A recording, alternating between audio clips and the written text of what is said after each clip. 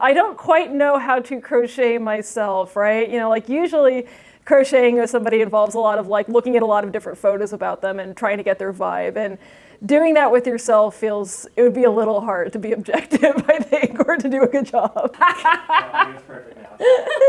This one is Miriam, the sister of Moses. Miriam is particularly famous in the Old Testament, the Hebrew Bible, for leading the Song of Miriam after the parting of the Red Sea.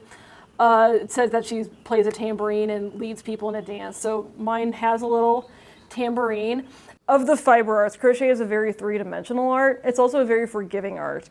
If you drop a stitch or if you lose a detail, you can always like build up stitches. You can always take them away. So it's really great if you're prone to a lot of like imprecision, if you're a big picture thinker, if you're really disorganized, all traits that are excellent for a biblical scholar to have. If you are prone to these kinds of things, then crochet is the fiber art for you, I think. Miriam is also associated with water imagery and fish imagery a lot in the Talmud and the Mishnah, so I gave her a little fish as a reminder and a symbol of that. As I said, with dolls who are particularly important in Jewish history, mine's got a little Star of David on her neck to remind us that that's part of her story too.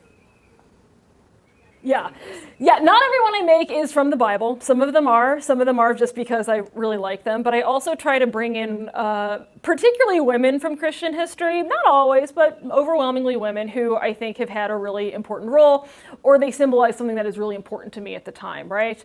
But I tend to bring in saints who are relevant for something that's going on in my life or something that's going on in the world. So for instance, if I can introduce somebody back here, this is Saint Olga. She is the patroness of Kiev. So I made her when the Ukrainian war started. But she has sunflowers. Sunflowers are a really important sign of Ukrainian national pride, in addition to her cross. And then right here next to her, I have Dymphna. I made Dymphna here, who is the patron saint of mental health issues, at a point in my dissertation where managing depression and anxiety was a really important part of my job, right? So Dymphna has a lot of little symbols. She's wearing the traditional outfit that she always has in icons, but she also has the white and the red roses, are really common martyr images. And when I tried, I'm not a very good embroiderer, but I do try.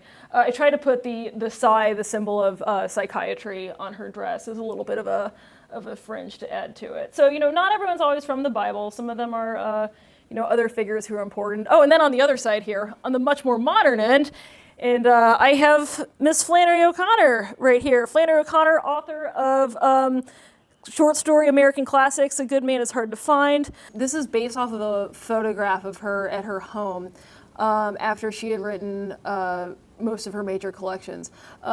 This Flannery has a little crutch Flannery had a limp because of a childhood illness. She's also, Flannery O'Connor, the real one, raised peacocks, so mine has a little peacock friend down there. I added the glasses at a later stage in the process because she doesn't have glasses in every photograph of her, but the more I was looking at her, I thought she's just going to be more recognizable with them. So that's just wire wrapped around the lid of a vanilla extract bottle. Actually, was about the size I was trying to get, so that was how I got the lenses. And then I did give her a little overbite with embroidery floss. You can see that she's got a little mouth and she's got a little tooth, right? So what happens when I do that is I take my needle and I'll get sorry, that's a pin. I'm trying to find my needle. Here's my needle, yeah. So then I'll take a little needle and I'll put a little bit of yarn on it, through it, and I'll just use that, just put a couple of stitches over the top, right? The other place where you do have more detailed stitches, right, is something like this when you're doing the hair, right? Because you want it to curl. So what that is basically just a little straight line, but I put in more stitches across the top than I have on the bottom. So there's more space up here, so it has to go somewhere, right? So it just curls right up. Just makes a little curl in her hair. So that's how that works. One thing I found myself increasingly gravitating towards was the idea of having sort of corrective images in dolls. So this is my favorite of the ones we have today. So yeah, this is Esther. She is based off of an icon I found. There's a lot of detail in this one. The little white flower there is supposed to represent myrtle. Esther's Hebrew name is Hadassah, which means myrtle flower. So I wanted to make sure she had a little bit of a white flower. And then she's got the Star of David. The characters who I work with who are very important to Jewish history, I try to make sure they have a Star of David on them just to mark the fact that they're not, they're in the Christian Bible, but they're not just in the Christian Bible, right? The way you visually present biblical characters informs the way we think and feel about them. And so that's something that I always have in my mind when I'm thinking about women and making sure that the women look honorable and they have the honor that they deserve, right?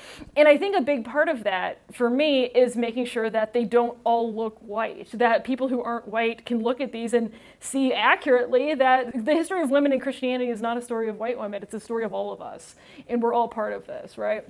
And I started to think, as somebody who works on the New Testament and someone who works on religious history and who is really passionate about reclaiming the role of women in the church, I started to think, I wonder if dolls are actually kind of a way into this, if people would be inspired to think more about the role of women in the church, if they had something they could touch and they had something they could interact with.